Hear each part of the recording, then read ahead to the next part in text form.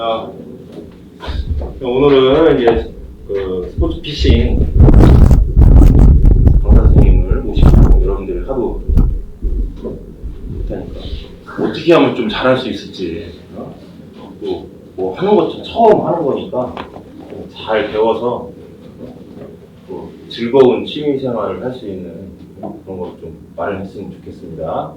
그럼 강사 선생님 소개시켜 드릴게요. 제이스 컴퍼니 그 필드 스텝으로 활동 중이시고요. 파워블로그 운영 중이신 정원구 선생님을 소개합니다. 한 박수.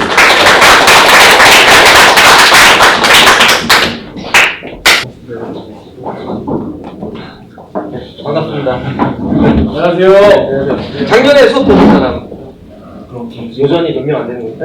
네. 나머지는 다 1학년 신입생들이고요. 그래요? 네, 낚시 많이 다녀요? 네. 안 다녀요? 뭐 잡아봤어요? 아직 세월을 낚아보는 세월을 낚는 게 아니라 시간을 버리는 거지. 그 베스 잡아본 사람 있어요? 한 명. 쏘가리 잡아본 사람 있어요? 한 명. 어디 잡았어요? 몽진대교? 거기까지 걸어갔어요, 그럼? 아버지도 낚시하세요? 네.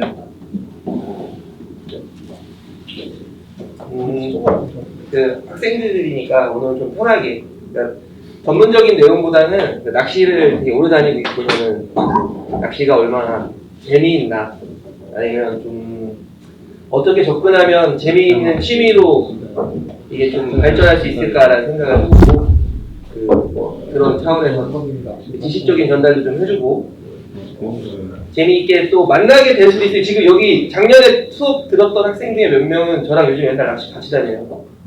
예, 강동원이라고 문제가 같은 아이 있죠? 시끄러운 아이.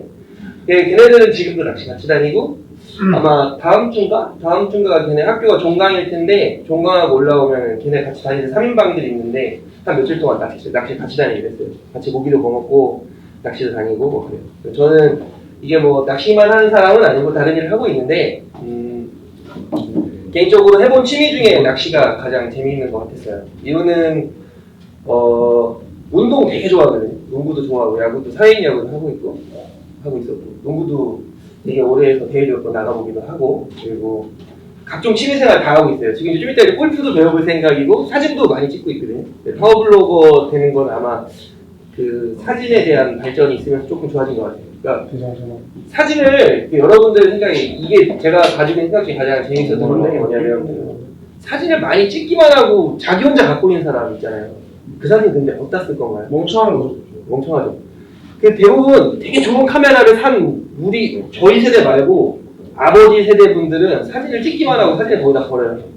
왜냐면은 자기 사진이 잘 찍혔다 안 찍혔다라는 사실을 남과 공유하지 못하니까 왠지 내가 볼 때 내가 아빠인데 내 자식한테 보여주기도 약간 민망할 정도 사진을 막 찍은 거예요. 그래서 사진이 대부분 어디에 있냐면 집에 있는 메모리에 굴러다니다가 아버지가 사신 카메라가 수백만 원짜리 카메라였는데 중고 가격이 수십만 원 될 때까지 거지같이 처박아놨다가 쓰질 않아요. 그러면은 사진도 늘지 않고 자기가 하고 있는 취미도 재미가 없어지는데 약간 블로그나 매체가 생기면서 아니면 지금 이제 뭐 페이스북이나 이런 것들 많이 하고 있을 텐데 그쪽 그 매체들이 살아나면서 본인들이 찍은 사진들을 자랑할 수 있는 아니면 공유할 수 있는 매체들이 생겼어요. 그런 것들 중에 가장 제가 느낀 것 중에 변수가 많은 취미가 낚시였어요. 왜냐면 이제 등산은 산에 오르면 돼요. 날씨가 안 좋으면 안 오르면 되고 좋으면 오르면 돼요.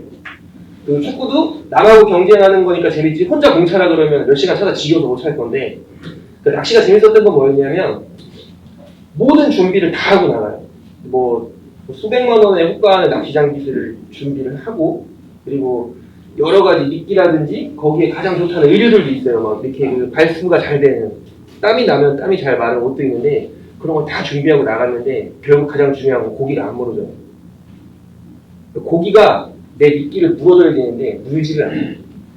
여기서부터 이게 시작인데 대부분 학생들이 연락을 한 학생들이 있어요. 몇 명 있는데 여기 그 인스타그램 운영하는 학생도 있고 연락을 한 학생들이 있거든요. 그런데 대부분 보면 이제 잡은 거는 대부분 자랑을 하지만 막상 조과가 많지는 않은 것 같아요. 그러니까 오늘은 그 조과를 만들 수 있는 방법이라든지 그리고 개인적으로 그런 취미생활을 영위하는 방법에 대해서 좀 아까 생각을 해볼 생각이에요. 뭐 같이 공유해보고 재미없으니까 퀴즈 할까요? 좀 그래야 집중력이 좋아지니까. 이걸 보고 뭐라고 하나요? 미끼? 웜, 그래요, 웜. 맞추면 안 주고. 스냅백이고 그냥 이렇게 일반적으로 쓰는 모자가 있는데 질문을 맞추는 학생들은 선물 하나씩 주고 갈게요. 일단은 날 더운데 모자도 써야지 안 덥지. 네. 선생님은 그냥 드릴까요? 말까요? 야, 말자는 분위기래요. 네. 선생님은 가장 마지막에 나오는 드릴게요. 그러면 또 하나 물어볼까요? 요 미끼는 뭐 잡을 때 쓸까요? 쏘가리요. 패스. 쏘가리? 패스. 물고기요. 물고기? 민물고기? 이거 다잘 잡어요. 쏘가리 말하는 학생 누구야? 저요. 그래요, 쏘가리 줄게요. 아, 다른 선생님도 말했으니까. 감사합니다. 그 낚시할 때 모자는 꼭 써야 돼요. 왜냐면 얼굴이 타는 것도 타는 건데, 여러분들이 가끔가다 이제 그런 거에 현혹되기 좋은데, 뭐, 선글라스 보면 되게 여러 가지 써있죠. 이게 폴라라이즈드가 뭔지 뜻 아는 사람? 뭐요? 폴라라이즈요? 네, 폴라라이즈드가 써있어요. 감사합니다. 많이 비슷해요. 차단? 남극? 그래, 너 재밌으니까 줄게. 아이디어가 좋았어. 강물이 붙이고. 옷은 90 사이즈 맞나? 95? 근데 90밖에 없어. 저 90 따라하는 거죠. 안 맞아.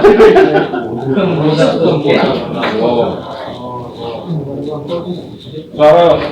물에 비치는 빛을 옷 뭐에 비치는 빛을 반사하는 게 평광이니까. 자, 그거를 평광이 빛이 들어오는 그 굴절이라든지 몇 가지 빛을 구분을 해가지고 물속을 조금 더 잘 보여주게 하는 게 그건데, 여러분들이 막 30만 원씩, 20만 원씩 하는 외국에 있는 유명 브랜드의 그 평광 렌즈를 막 사는데 실제로는 큰 효과가 없을 수도 있어요. 왜냐면은 빛을 정확히 차단해줄 수 있게 주변을 잘 가려놓고 물속을 봐야 되는데 물속이 잘 보이질 않아요. 모자나 이런 것도 잘 가려주지 않아요. 빛을 차단할 수 있는 요령들이 중요하기 때문에 모자를 쓰고, 개인적으로는 모자 써서 여러 번 아주 위험사고에서 굉장히 큰 도움을 받았어요. 뭐 이렇게 미끼가 날라와서 맞을 때도 있었고, 그리고 지나가다가 왜 나무 같은 데 걸리게 되면, 가시나무 같은 데 걸리게 되면 굉장히 상처를 많이 입을 수가 있었는데, 그런 것들도 굉장히 큰 도움이 되고요. 그러니까 모자라든지, 그리고 제일 많이 쓰는 게 버프. 버프는 꼭 버프요? 네, 버프. 대단하다. 그렇죠. 등산할 때 쓰는데, 실제 써본 용도는 얼굴이 타는 거에 대해서 얘기가 많았지만, 개인적으로 벌레 때문에 써요, 벌레. 그 벌레가, 다른 건 상관없는데, 벌 같은 게 날라왔을 때, 사는 신체 기관에 다가왔다가, 작은 구멍을 찾아 들어가게 되면, 코나 귀로 들어갈 수 있는 가능성이 큰데, 버프를 사용하게 되면, 그걸 많이 막아줄 수가 있어요. 자, 또 심심하니까 퀴즈 한번 해볼까요? 쏘가리, 베스, 가물치, 말고, 루어로 잡을 수 있다. 루어, 민물에서. 메기? 메기나 붕어요, 붕어. 붕어 조금 어렵다. 잉어? 홍사리요. 홍살이 아니고. 쉬리요, 쉬리. 쉬리? 야, 미끼로 루어로 잡을 수 있어요. 가물치. 가물치는? 붕어. 내가 그래도. 낙지요. 낙지 가끔 잡히는데. 낙지가 잡아요? 그럼 바로 거기서 초장을 딱 해갖고 먹지. 많이 먹지. 많이 먹을 수 많이 먹지. 자라도 종종 잡히고. 거북이? 거북이도 잡히고. 노루. 참치 잡아본 적 있으세요? 잡아봤어. 참치 잡아봤어. 진짜요? 아직 못 잡아본 물고기가 도세치라고, 아직 세치는 못 잡아봤는데. 도색지요. 자, 좋아. 감사합니다. 향후 몇 년 안에 그걸 잡으러 갈 생각이에요. 어디로요? 아마 미국에 있는 시애틀이나 이쪽으로 갈 생각이고, 해외. 피라냐 잡아봤어요? 피라냐는 만져보기만 했어요. 진짜 모르요? 손은 넣어보진 않았고 만져봤는데, 그리고 먹어보는 사람도 봤는데 굉장히 맛있고 예쁜 물고기 말고, 실제로 굉장히 맛있는 물고기라서 그거를 잡아서 먹는 사람들은 굉장히 소중하게 생긴 어족 자원인데, 우리 눈에 비치는 건 사람도 뜯어먹을 수 있다 이쪽으로만 보는 거고, 실제로 잡아서 먹는 사람들 경우에는 아주 목숨 걸고 잡아먹는 물고기로. 실제로 그 피라니아가 많이 남아나지도 않아요. 그 잡아먹는 사람들이 있는 경우는. 최근에 베스도 잡아서 많이 먹는 동네에 있는 베스들은 개체수가 많이 줄어요. 실제로 그렇게 많이 있지는 않거든요. 자기들도 바보가 아니기 때문에 그 옛날에 뭐 그런 거 있잖아요. 혹시 얘기 들었을지 모르겠는데 섬에다가 염소를 풀었는데 처음에는 그 염소가 막 건식을 하는 거예요. 그래서 그 염소 푼 사람이 엄청난 부자가 될 줄 알았지만 그 다음에 갈까도 다 죽죠. 왜냐면 먹을 게 없으니까. 자기들끼리 이제 먹을 게 풀이 없어요. 풀이 없어. 물고기들도 마찬가지인 게 자기들이 주로 먹는 먹이에 대한 그 개체군들이 있는데 그게 줄어들게 되면 더 이상 사냥할 게 없어서 더 이상 산란을 많이 못하게 돼. 자체적으로 못하겠죠. 왜냐면 먹을 게 많아야 알도 많이 낳고 건강하게 뭔가 그 생태의 그런 순환들에 잘 맞아 들어갈 텐데 잡을 게 별로 없으면 똑같이 이제 걔네들도 개체들도 줄어드는 거라서 여튼 조만간에 시애틀에 갈 거예요. 시애틀이 됐든 아니면 또 미국에 있는 어느 그 말이 잘 나오는 필드에 갈 건데 네, 여러분들하고 그 학생이니까 좀 재밌게 얘기하면은 꿈을 많이 가졌으면 좋겠어요. 개인적으로 낚시하면서 제일 긍정적이었던 건 뭐냐면 하루도 포기해본 적은 없어요. 낚시하러 나갈 때 오늘은 분명히 어떤 상황에서라도 물고기를 잡겠다 생각을 했고요. 그리고 대상어를 늘려가기 시작했어요. 뭐 베스는 처음에 쉽게 잡혔던 물고기고 최근에 학생들이 가장 많이 알게 된 대상어는 아마 베스일 거고 집에서 낚시한다 그러면 부모님 쏘가리가 맛있으니까 쏘가리 언제 잡아오냐고 물어볼 일이 있을 거고 그렇게 잡다 보니까 잉어도 많이 잡아봤고 잉어는 개인적으로 그 딱 많이 잡아보니까 무는 시기가 있어요.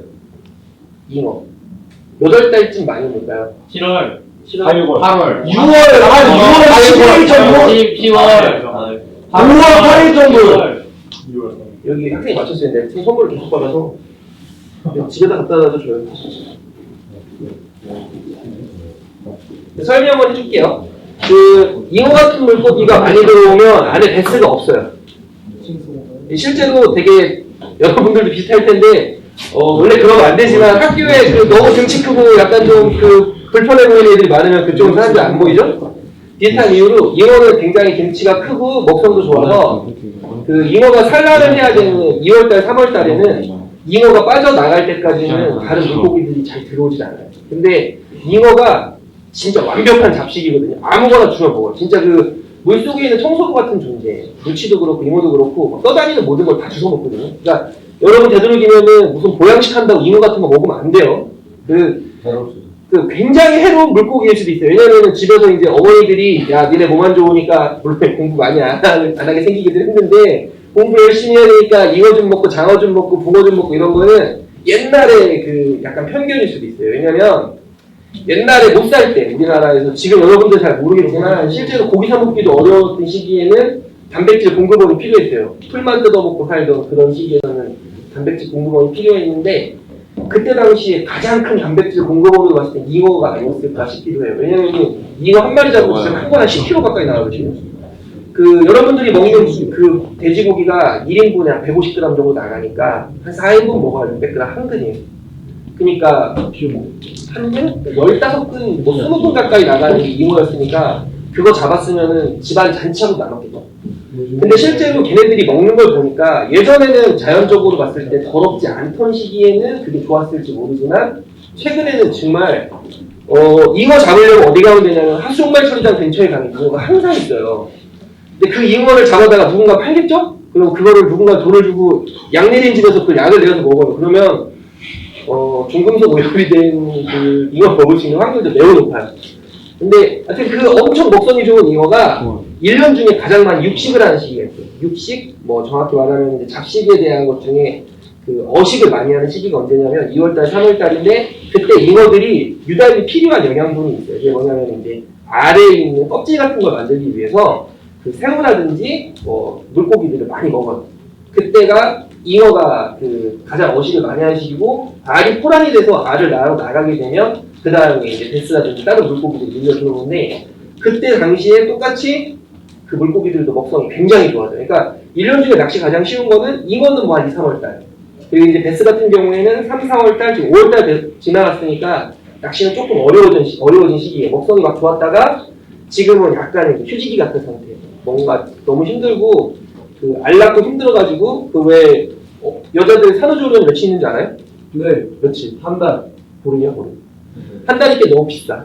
하루에 10만 원씩이니까 너 나중에 좀 열심히 벌어야 돼. 50만 원이요. 진짜로. 그 정도 하지 않나요? 그죠? 제가 알기로 그런데. 보름인가 2주 계약에 15만 원이, 150만 원인가를 내야 되니까 돈이 있어야 돼. 한 달 동안 와이프를 그 산후조리원에 이렇게 맡겨줄 수 있으려면 뭐 한 300만 원 이상 있어야 되니까. 하여튼 간에 근데 애를 낳고 나면 그 한동안 쉬어야 되듯이 물고기도 똑같이 정상적인 몸 상태가 아니기 때문에 한시지 먹이 활동만 하면서 몸을 버티게 돼요. 근데 그 시기가 좀 전이었으니까 아마 물고기 잡기가 쉽지가 않았을 거예요. 근데 또 잡히긴 잡히던데요 하는 학생도 있을 텐데 잡히긴 잡히죠. 왜냐하면 이제 그 쬐끄만 물고기들도 아까 말했다시피 큰 물고기들 다음으로 먹이를 먹고 산란을 해야 되니까. 그게 딱 보시기. 그러니까 지금 이제 그게 다 끝났고 제일 어려운 시기인데 여기서 이제 몸 상태가 다시 좋아지면 활성도가 굉장히 좋아지죠. 먹이를 막 먹게 되고 그 베스가 됐든 뭐 쏘가리가 됐든 그 여러분들 입장에서는 가장 파이팅 넘치는 고기를 잡을 수 있는 시기가 지금 정도가 된 거예요. 다만 지금 나가면 엄청 힘들죠. 사람이 힘들어요. 사람이 인내심이고 뭐고 낮에 나가서 낚시하는 건 사실 잘못된 생각이에요. 더워요. 더워. 그리고 나가잖아요. 그러면은 물고기가 어디 있냐라고 생각을 해보면 대부분 낚시하는 사람들 저렇게 나가잖아요. 그러면 이 던지는 방향 보면은 초보자인지 아닌지 금방 알 수 있어요. 왜냐면 이제 물론 잘 던지지도 못하지만 어느 정도 던질 수 있는 준비가 돼 있다고 치면 만약에 이제 그 물이 정면에 있잖아요. 그럼 정면으로 멀리 던지는 사람도 있어요. 이런 사람들은 대부분 낚시 경력이 얼마 안 되는 사람들이에요. 왜냐면은 여러분들 만약에 그 운동장에다가 다 나가라고 한 다음에 마음대로 있으라 그러면은 이 뜨거워 죽겠는데 운동장 한가운데 모여있을 사람은 별로 없겠죠. 물고기도 똑같아요. 자기들도 더군다나 심지어 우리는 눈이나 감으면 눈꺼풀이나 있는데 그냥 눈꺼풀도 없어요. 그래서 그 마구 관리하는 그 수족관 같은 데다 물고기를 넣어놓고 햇빛을 막 쐬면 눈 위에 하얀색 거품처럼 막 들면서 죽어요. 백내장이라고 생겨가지고 얘네들 햇빛 보는 순간 죽게 되거든요. 병이 걸리고. 똑같이 저런 햇빛 한 공간에 사람을 놓으면 좀 있으면 다 스탠드나 나무 그늘 밑을 피하죠. 그죠? 그거랑 똑같이 물고기들도 계절적인 변화에 따라서 돌밑이나 나무 밑으로 기어들어오는 시기가 지금이 그거예요. 6월달 20일 정도에 이제 하지죠. 제일 날씨 긴 시간. 햇빛으로 볼 때는 제일 강렬하게 내입되는 시간이에요. 그 시간에 나가라면 안 나가는 거고. 물고기가 그러니까 똑같이 사람과 마찬가지로 계절적으로 같이 따라서 움직이는 거예요. 그러니까 겨울이나 이럴 때는 바람만 안 분다 그러면 햇빛이 잘 되는데 있고 싶은 거고 더워지기 시작을 하면 그늘진 자리에 있고 싶은 거고. 그게 자연적으로 누구나 그 학교에는 규칙이 있잖아요. 뭐 몇 시까지 거기 있어 이러면 거기에 있겠지만 자연스럽게 마음대로 너희들이 생존할 수 있는 데 찾아가라 그러면은 가장 안전한 데 있을 거 아니에요? 네. 자, 여기서 물고기들이 막 여러분 생각에 막 따라와서 막 물고 막 이럴 것 같잖아요. 근데 대부분의 물고기들은 그렇게 따라와서 무는 물고기들이 많지 않아요. 이유는 아까 얘기한 거랑 마찬가지로 그늘 밑에 숨어 있다가 미끼가 지나가게 되면 따라서 무는 거예요. 이동하는 반경이 생각보다 굉장히 짧아요. 만약에 여러분들한테도 뭐 나가가지고 뭐 공차라 그럴 때 저기 떠다니는 공을 막 떠다니면서 쓰지 않을 거 아니에요. 내 앞에 오면 이제 무슨 축구도 규칙이 만들어진 것처럼 내가 가지고 있는 포지션에 공 들어오고 차듯이 그 물고기들이 먹이 활동할 때도 자기들이 움직이면은 말대로 에너지 소비한 건데 걔네는 생존하기 위해 먹고 살아남기 위해서 안에서 움직이는데 굳이 많이 움직이게 되면은 에너지 소비도 많겠지만 다른 물고기한테 노출돼서 죽을 확률도 높아요. 실제로 지금 이제 제가 볼 때는 예전에 우리가 뭐 사회적으로 그런 걸 거의 본 적은 없겠지만 자연적으로 본 건 없겠지만 옛날에 뭐 이상한 동물들 많았잖아요. 뭐 늑대? 여우? 본 적 있어요? 노루? 본인들이 본 것 중에 혹시 자연 생태계 지금 존재하는 것 중에 무슨 동물원 같은 데 가서 본 거 말고 가장 무서운 동물 키우는 거 개랑 고양이 멧돼지. 사 봤어요? 어디서? 산 어디? 거기 기미모라고 저희 집 쪽 그 뒤에 등산로 있거든요. 거기 옛날에 엄마 아빠가 가는 거 좋아 진짜 있어요. 뭐야? 살모사 삭 인정해줄게, 삭. 삭 진짜 봤어. 그러네. 감사한 거. 살모사? 살모사도. 이건 뭐야? 생선이네? 얘네들 삭을 실제로 지금 낚시 다니면서 한 10년 정도 지나간 동안 한 20여 마리 넘게 봤어요. 실제 물가에서. 보기 힘들어요? 걔네들이 실제로 멸종 오기고 보기가 어려운 이유가 있는데 걔네들 아까 말한 것처럼 우리가 걔네를 바라보는 기준이 그렇게 확률상 높지가 않은 거죠. 왜냐면은 걔네가 우리 사람 돌아다니듯이 막 돌아다니다 안녕 이러고 지나가는 거 아니잖아. 그죠? 고양이처럼 굉장히 겁도 많고 실제로는 잘 드러나지 않아요. 물론 육식을 하고 있어서 사람하고 마주치게 되면 큰 상처가 날 수 있는 위험 요소가 있는 생물이지만 실제로 걔네가 다가오진 않잖아요. 왜냐면은 뭐 바다에 있는 상어가 갑자기 나를 보고 저쪽 뭐 육지를 달려가다 울고 이러지 않듯이 삭도 그렇게 다가오진 않는데 실제로 삭을 굉장히 가까이서 본 적이 있어요. 엄청 위험했었는데 밤에 낚시하다가 이렇게 불을 비추는데 뭐가 반짝반짝거려서 어제 되게 재밌어 보여가지고 저 뭐지 하고 그러니까 계속 반짝반짝거리는 거에서 아 누가 미끼를 흘렸나 보다. 그 가끔 있잖아요. 밑거림이 생겨가지고 미끼가 물에 빠졌는데 그게 이제 저수지가 배수가 되면서 지금이잖아. 배수가 되면서 물이 내려가니까 반짝반짝거려요. 그래서 거기에 그 미끼를 주스러 천천히 걸어요. 천천히 걸어서 왜냐면 이제 물은 빠지고 있는 중이었고 반짝거리는 거리가 한 30m 안 떨어져 있어서 조금씩 갔는데 그러니까 개인적인 생각에는 저게 분명히 조금 비싼 미끼이길 바라고 다가갔는데 거기에 그러면 안 되죠. 물론 이제 저는 그 베스 관련돼가지고 캐치 릴리즈하는 그거에 대해서 아니면 뭐 그걸 죽이는 거에 대해서는 뭐 요즘에 사회적으로 무리가 많아서 얘기하진 않겠지만 누군가가 베스를 뒤에다 엄청 많이 던져놨어요. 베스하고 블루기를 막 잡아가지고 던져놨어요. 그 땅바닥에다가 자꾸 던져놨어요. 진짜로 엄청 많이 던져놨어요. 근데 삭이 그걸 보고 들어온 거예요. 그래가지고 모르고 다가갔다가 요 앞에서 봤어요. 근데 진짜 무섭더라고. 생긴 거 막상 걔 나한테 달려오면 고달픈 거지. 고양이랑 다르게 생겼죠. 귀도 좀 약간 좀 좁게 있고 실제 무섭게 생겼거든요. 근데 삭이라든지 뭐 더 큰 육식을 하는 위험 요소가 있는 동물들이 줄어드니까 생태계적으로 볼 땐 굉장히 이상한 일이 생겼어요. 뭐냐면은 천연 기념물이라고 하는데 내가 볼 땐 전혀 천연 기념물인데 이상한 그 생물이 하나 생겼는데 뭐냐면 수달. 수달이 너무 많아. 수달 보는 적 있어요? 그치? 못 봤어? 수달 진짜 너무 많아. 뉴스에 많이 나와. 조개 껍데기 들고 다니요? 그런 분위기 아니야. 와 수다 진짜 본 적 있어요? 수달이 최근에 어떤 거냐면은 베스포인트라고 유명하다고 돼 있는 데는 다 수달이. 심지어 수달이 얼마나 크냐면 그 실제로 눈으로 봤던 게 한 2만 와 근데 키울 수 있어요? 집에서? 그럼 키우면 안 되지. 키울 수도 없겠지만 키우면 안 되지. 그러니까 실제로 그런 건 언제 많이 겪냐면 그 야생에 있는 원숭이를 공주에서 있었던 얘기이기 때문에 설명해주면 야생에 있는 원숭이를 집에 갖고 키우면 잘 자랄까 안 자랄까요? 안 자라요. 네? 안 자라요. 근데 왜냐면 쥐 파탄네. 처음에 그 원숭이 키울 때 먹이를 뭐 줄 것 같아요? 바나나. 그죠? 바나나죠, 바나나. 바나나나 밤이나 그 탄수화물이 굉장히 많은 걸 주는데 나중에 그 원숭이가 한 1, 2년 되면 죽어요. 살쪄서. 아니야. 그게 아니고 우리가 어렸을 때부터 원숭이 하면 바나나 이렇게 생각했잖아요. 근데 걔네가 바나나만 먹는 생물은 아니었어.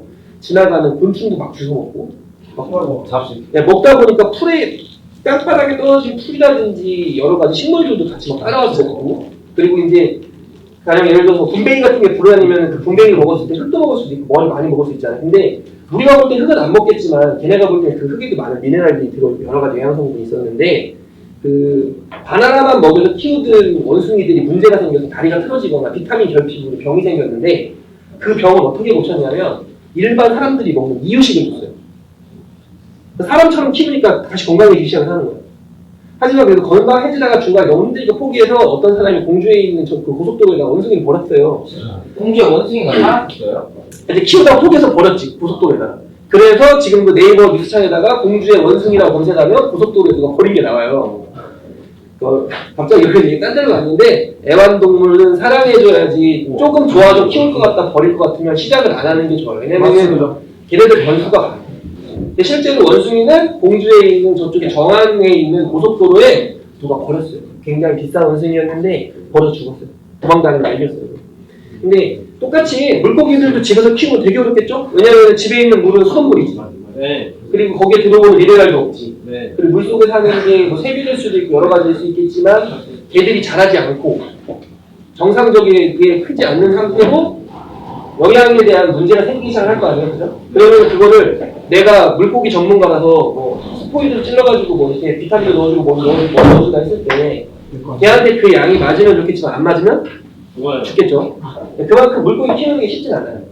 그러니까 아까 말한 대로 거꾸로 그러면 우리한테는 그러니까 다시 낚시로 가면 물고기 잡을 수 있는 단서가 많죠. 네. 근데 첫 번째로 약간 그 비열한 방법이 있지만 가장 편한 거. 그 사람들이 많이 다니는 길 따라가면 물고기 거의 있어요. 그 아까 말했던 그 공주에 있는 너네 학교 선배들이 닦아놓은 길로 가면은 물고기가 잘 잡혀요. 걔네 맨날 가면 거기밖에 안 가니까. 고성 같이도 여기서 가까운 거 신진가든 앞에 가면 잘 잡혀. 걔네 거기 한다면 가니까 신진가든 앞에 대해서 잘 잡혀가지고 지금 가면은 사실 학교 앞에 보면 풀 되게 많잖아요. 근데 거기도 풀이 막 장난 아닌데 길 내놨어. 길 내놨어요. 거기 가면은 물고기 잘 잡혀. 그리고 또 하나 아까 말했던 수달인데 수달 힌트예요. 수달이 이게 물속에서 물고기를 잡아서 거기서 안 먹고 나와서 먹어.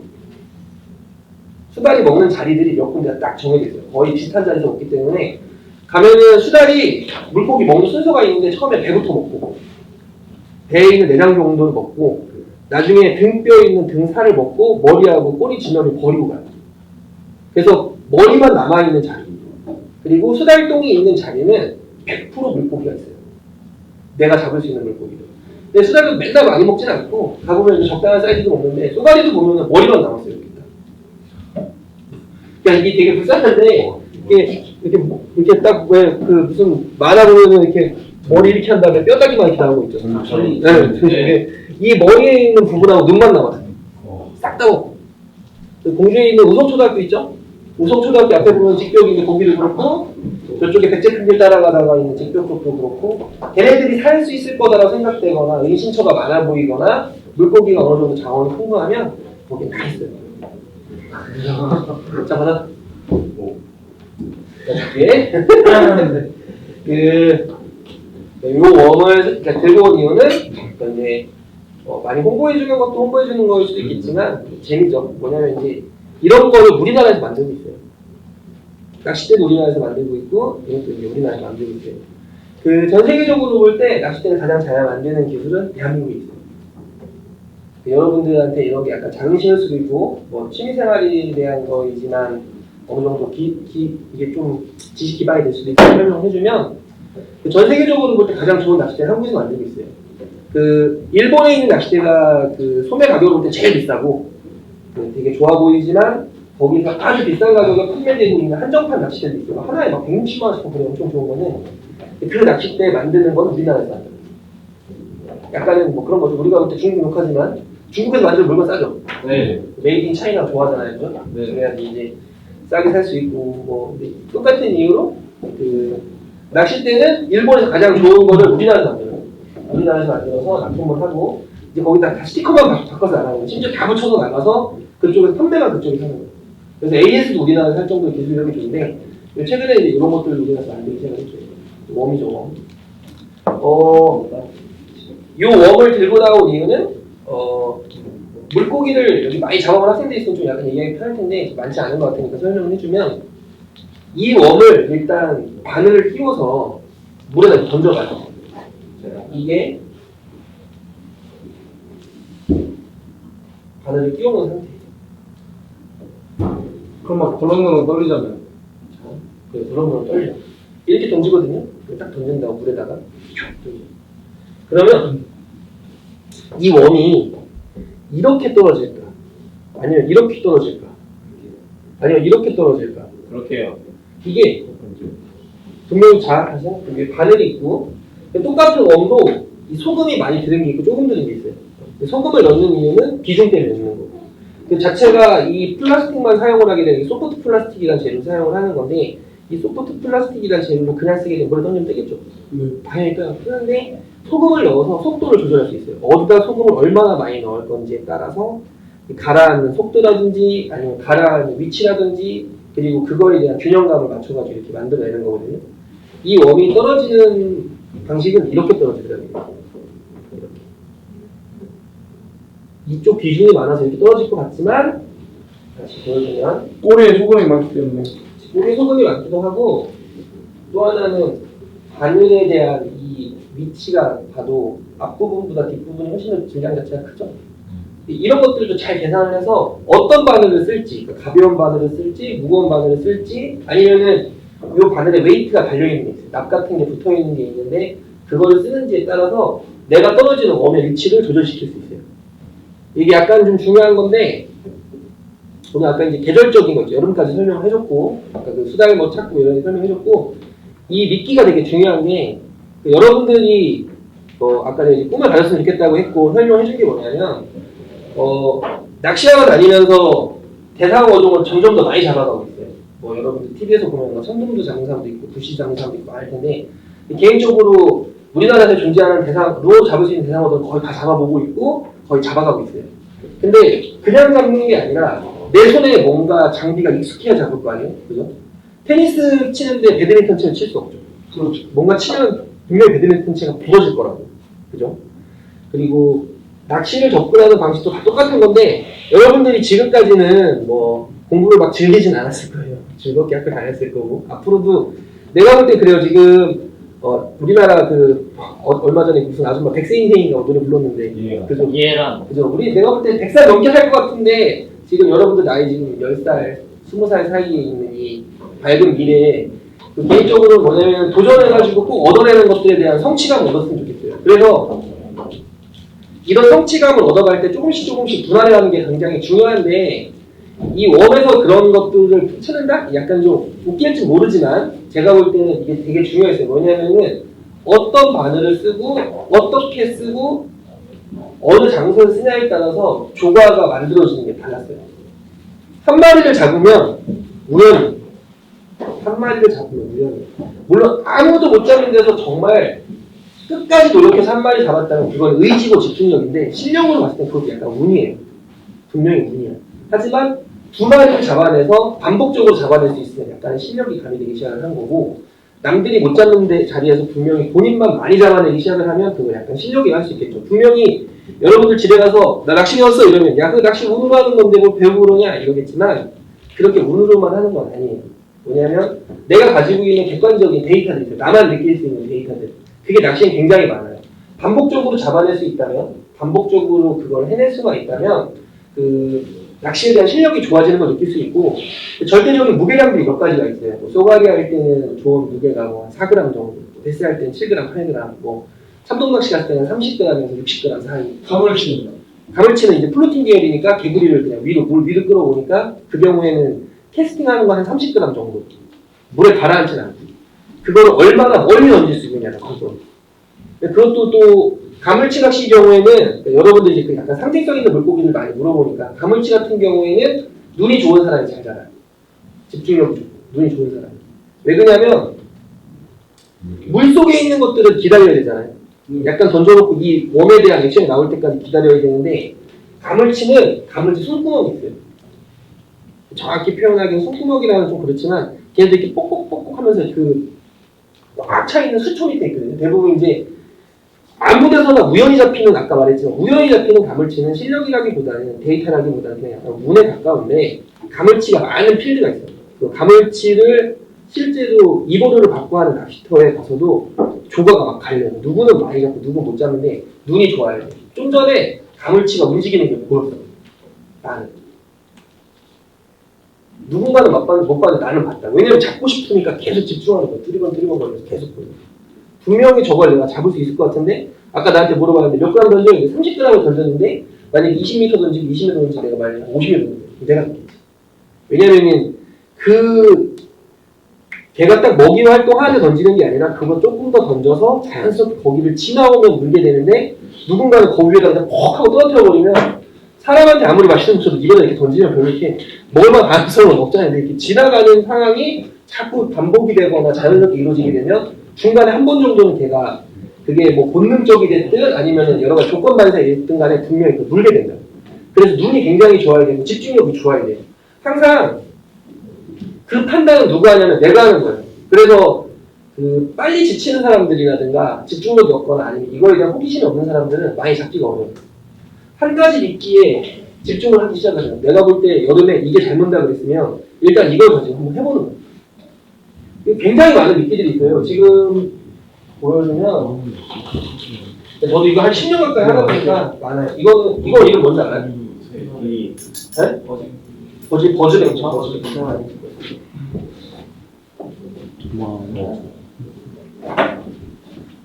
이게 버즈뱅크인데 무리를 지나올 때 되게 막 불편한 소리를 내요. 따가닥따가 소리 나거든요.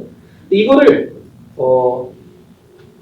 물리를 쭉 끌고 오다 보면 아까 얘기했던 그 장애물 지역 같은 데 굉장히 잘 지나오잖아요. 그 밑에 또 하고 있지. 이거는 뭐 사이즈라든지 여러 가지 그 조과보다는 눈으로 보는 맛 때문에 잡아요. 직관적으로 보고 싶으니까 막 물이 지나오는데 이렇게 딱 하고 보여요. 요거는 그런 거고, 갈대 사이라든지 그 길쭉하게 있는 장애물 사이를 지나올 때 굉장히 조과가 좋은 형태의 아이템이고, 그리고 또 많아요. 미끼들은 뭐 이렇게 앞에 립이 달려가지고 좌우로 까딱까딱거리는 보는 미끼도 있고, 요거 펜슬베이트라고 해가지고 타로토로 중에 내가 액션을 주면 이렇게 갈치자로 움직여요. 갈치자 워킹도둑이라고 하고 그 액션이 나오는 걸 굉장히 좋아하는데, 요것도 보면은 이제 눈으로 보는 맛을 잡는 거고 조금 큰 게 잡히긴 해요. 확실히 밑에 한 30cm 정도 블락이 잡히기 시작을 하면 예스가 40 정도 잡힐 확률이 높긴 해요. 그리고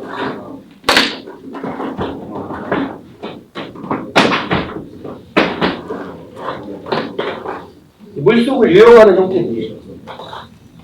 뭐 요런 거는 수심한 3m 정도 들어가는 거고, 이거는 1m 정도. 그리고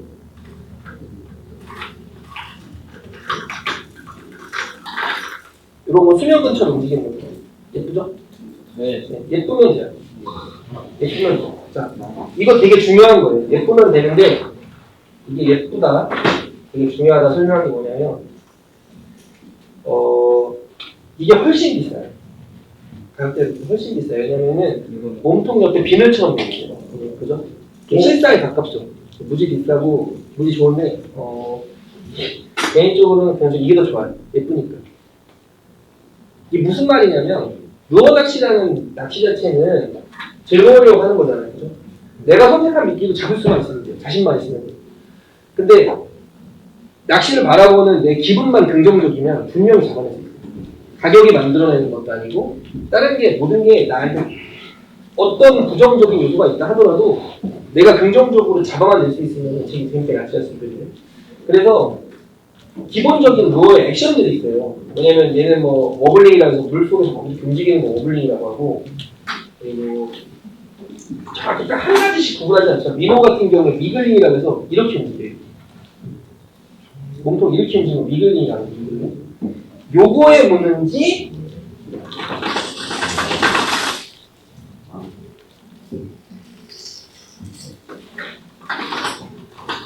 아니면 이렇게 움직이는 워블에서 워블에 묻는지를 각자 구분해서, 만약에 내가 이걸로 잘 잡으면 이걸 가지고 물고기 잡아내기 시작을 하고, 이걸 가지고 잡아낼 수 있으면 이걸 가지고 잡아내기 시작을 해서 반복된 조각을 일단 만들어내는 게 필드에서 자기가 꽝치지 않을 수 있는 기본적인 실력을 만들어낸 거예요. 근데 대부분 보면 여러분들이 이제 그 약간 그 뭐랄까 광고의 홍수 속에 살고 있잖아요. 뭐 갑자기 낚시하는 사람들도 많긴 하지만 제일 심한 거는 뭐 다이어트 식품 있잖아요. 그 다이어트 식품 먹으면 살 빠진다 그래가지고 뭐라 하잖아요. 갑자기 뭐 이런 식물이 나왔는데 이거 다른 거 먹으면 살이 막 빠지고 뭐 건강해지고 막 그러잖아요. 네. 먹으면 이런 몸이에요. 많이 먹으면 이렇게 됐어. 안 빠져. 살을 빼려면 결국엔 안 먹어야 돼. 안 먹었다는 시간에 자꾸 먹으라잖아요. 그런 거 마찬가지로 미끼도 비슷해요. 자꾸 뭔가 기본적인 틀이 있는데 그 기본적인 틀 이후에 뭔가를 추가해서 자꾸 홍보하다 보니까 또 괜히 비싼데 막 뭘 사는 거야. 물론 여기 학생들이니까 지금 주머니 사정이 안 좋아서 막 사진 않겠지만 실제로는 뭘 사요 자꾸. 사고 왜 고기가 안 잡힐까 신경질이 나는 거야. 왜냐면 난 돈 썼는데 물고기 안 잡혀. 근데 내가 고기랑 대화 안 했잖아요. 누구랑 대화했죠? 홍보하는 사람이랑. 간접적으로 홍보했죠. 그 사람이 뭐라고 자꾸 뭐라 하니까 야 그거 잘 보내요 막 그래서 왠지 사면 될 것 같아가지고 기분 좋게 막 2만 얼마짜리를 심지어 아끼던 돈을 내 여자친구랑 밥 먹어도 지금 부족한 그 돈을 미끼에 썼는데 물지도 않고 가자마자 걸렸어. 나는 죽고 싶어 정말. 아 정말 기가 막히면 이런 일이 많을 텐데.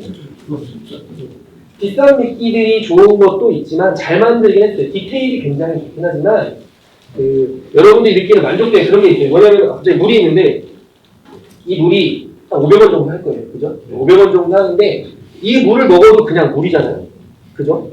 근데 생수고 이 물보다 더 좋은 물이 있어요.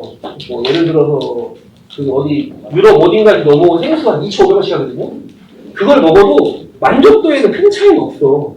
그죠? 근데 어느 정도 기본이 된 미끼들, 그러니까 소위 말해서 가격대 성능비가 나쁘지 않은 미끼들은 대부분 다 한 3,000원에서 6,000원 사이에 결정이 돼 있고 10,000원, 20,000원 넘는 것들은 아주 예쁘고 좋은 거예요. 생수로 치면은 물 건너 애들처럼 그냥 비싸고 좋은 거예요. 굳이 그걸 해석되기보다는 본인들이 필드에 많이 나가서 내가 이 상황에서 어떻게 잡을 수 있을 것이라는 계획을 세우고 그 계획을 가지고 접근하는 게 좋아요. 바다에서도 똑같고 지금도 만약에 여러분들 지금 찌부다가 나가가지고 막뭐 바다 가면은 뭐가 잡히겠지? 이런 생각을 하고 가지만 대부분 잡히는 건 우럭밖에 없어요. 우럭. 왜냐면 우럭과 연안에 붙지 다른 물고기는 연안에 잘 붙질 않아요. 그리고 여러분 같이 생각하면서 낚시를 한 사람들이 벌써 30년 지났기 때문에 잡힐 물고기 많이 남아있지 않아요. 우리나라 사람들이 그 낚시에 대한 열정이나 기술력이 제가 볼 때 거의 전 세계에서도 빠지지 않을 정도로 굉장히 잘하는 낚시사들이에요. 손재주가 좋고 능력이 좋아서 토너먼트나 여러 가지 그 기술들을 봐도 엄청 좋은 나라예요. 그 무리로 지나가면 뭐 스키핑 이런 거 있죠. 뭔지 알아요? 이렇게 다다닥 하고 물을 다 지나가는 거죠. 외국 영상을 아무리 봐도 그런 영상이 없어요. 그러니까 이탈리아 애들도 하고요. 모로코에도 하고 뭐 남아공에도 있고 브라질에도 있고 다 있거든요. 걔네들 수만 가지 낚시를 봐도 우리나라 사람이나 일본 사람들처럼 정교하게 낚시하는 사람들이 없어요. 결국에는 그런 낚시 실력이 좋은 사람들 사이에 껴가지고 물고기 잡아내야 돼. 잘 잡힐 리 없겠죠. 솔직히 잡기 어렵다. 그러니까 그나마 그래서 이제 거기서 아까 내가 말했지만 폼을 가지고 연습을 하는 거예요. 난 분명히 이번에 이 계획을 세웠고 이거죠. 오늘은 이걸로 잡을 거야. 이걸로 잡을 거야. 이걸로 잡을 건데 10시간이 걸렸든 11시간이 걸렸든 잡잖아요. 잡으면은 한 가지 꼭 해야 될 게 있어요. 기억해둬야 돼요. 내가 어떤 상황에 잡았는가. 시간. 그죠? 시간. 수온을 알 수 있으면 더 좋겠지만 학생들이니까 수온기를 들고 다니진 않을 거고 전 수온도 있긴 한데 잘 쓰진 않아요. 손은 담가보거든요. 어느 정도 수온이구나. 평소에 똑같이 느낄 수 있어요. 수온. 그리고 그늘진 정도. 그리고 물, 만약에 강에 나갔다면 물이 흐르는 정도. 그리고 저수지라면 물이 빠져있는 위치. 내가 던진 돌. 아니면 내가 던진 자리. 내가 던진 위치. 그리고 리를 감을 때 속도. 유지해야 돼요. 그래서 만약에 또 던져보거나 또 갔을 때 반복적으로 잡아낼 수 있다면 그게 여러분들이 하나의 완성이 되거든요. 뭐 수학 문제 풀지 뒤에 보니까 되게 좋은 거 많은데 사인 법칙이랑 제2 코사인 법칙인데 옛날에 저 제2 코사인 법칙이 유행했어요. 수학 시험 문제 중에 거의 대부분이 제2 코사인 법칙이었다고. 그러다가 저거만 계속 나오다가 갑자기 어느 날 사인 법칙이 나오니까 애들이 다 틀렸어요. 요게 한 7, 8년 전 얘기고요. 근데 변수에 강한 사람이 되려면 일단 기본에 강하고 그 다음에 이제 해야 되는데 대부분 유행 따라가다가 초치는 경우들이 나오는 거고 나만 중요해요. 낚시를 개인적으로 되게 좀 재밌게 볼 수 있는 건 뭐였냐면 남들하고 같이 다니지만 은근히 경쟁도 되고 실력 향상도 돼요. 왜냐면 나는 할 수 있잖아요. 나는 잡을 수 있어요. 다른 사람은 못 잡는데 나는 잡을 수 있는데 그래서 나만 잡는 조과를 만들어낼 수 있게 이용을 하는 거예요. 그럼 이제 약간 지루하니까 또 퀴즈 한번 해볼까요? 선물 더 줄까요? 네. 못 받은 사람 누구예요? 왜요? 가위바위보로 한번 할까요? 네. 저 이기는 사람만 선물해요? 네. 지기거나 지는 사람 내리는데. 네. 자, 가위바위보. 됐다. 가위 된 사람 내려. 주먹 든 사람만. 3명이네. 자, 가위바위보. 너 살짝 줄게. 아,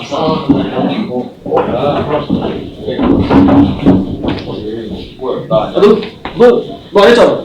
저 야, 내가 눈이 좋아. 선생님 조심해야 돼. 아, 내가 눈이 좋아. 아, 너 티셔츠 줄게, 눈이. 저야? 감사합니다.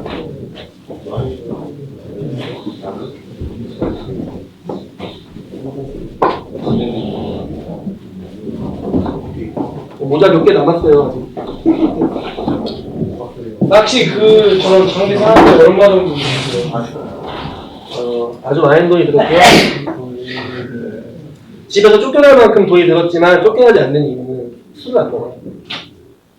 네, 표현이 좀 그렇지만 나가서 술 처먹고 노래방 가면은 이 정도 돈이야 사실 일도 아니겠죠. 계산을 그렇게 해요. 그러니까 뭐냐면 그 배우지 않아도 되는 취미는 배울 필요가 없어요. 그냥 가서 하면 되지. 아까 말했던 거 이해가요? 낚시가 됐든 골프가 됐든 변수가 많잖아요. 직접 가서 해야 되고 등산도 그렇고. 근데 여러분들이 가장 나중에 배웠으면 하는 건 술? 술은 안 가르쳐줘도 잘 배워요. 돈도 많이 들고 사람 인생 망가지고. 근데 뭐 꼭 보면은 유행가 가사 같은 데 보면 술 먹으면 되게 진지해지는 것 같은데 술 잘못 먹으면 진상되고 그죠? 약간 그 인사불성되고 뭔가 똘똘해지지 못한 이상한 일이 하는데 배워서 할 수 있는 걸 좀 많이 했으면 좋겠어요. 노래도 왜 요즘 배우는 사람 많죠. 노래 학원 다니는 사람 많던데 발성이나 이런 것 때문에 학원 다니는 사람들도 있고 그 뭔가 그런 데서 긍정적인 요소들을 뭐 느끼면서 개인적인 성격 바꾸는 데 다니는 사람들도 있는데 뭐 낚시도 비슷해요. 내가 느끼고 재밌으면 하는 거고 다른 취미들도 배워서 해야 재밌지 않나요? 나 안 배우면 재미없던데 뭔가 재미도 있고 해보니까 또 느끼는 것도 있고 그 가장 중요한 거 남보다 내가 잘하면 재밌잖아. 솔직히 인정하죠. 남보다 잘해야 재밌지. 나도 남보다 잘생기고 싶었는데 못생겼으니까 낚시도 잘해야지. 뭐 그런 생각?